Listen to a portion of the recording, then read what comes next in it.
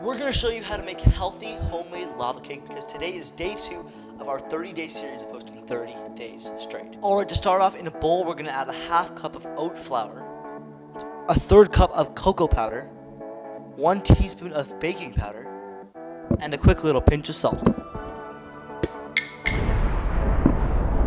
Let's mix that up.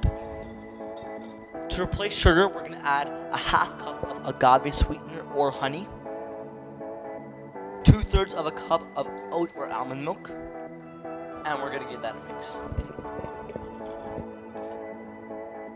Alright, to prepare our ramekins, we're going to first spray with some coconut oil or olive oil, and then we're going to flour them with some oat flour.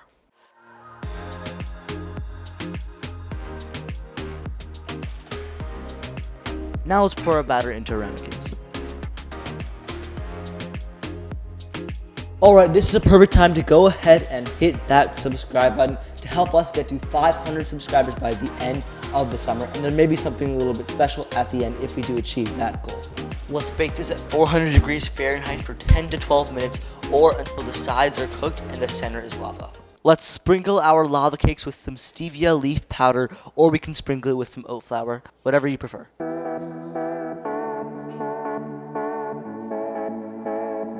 Alright everyone, that lava cake was absolutely amazing, so fudgy and so moist. Make sure you tune in tomorrow for our next video in our 30-day series, and make sure you click this video off to the side for another amazing video like this. With that, we'll see you in our next video.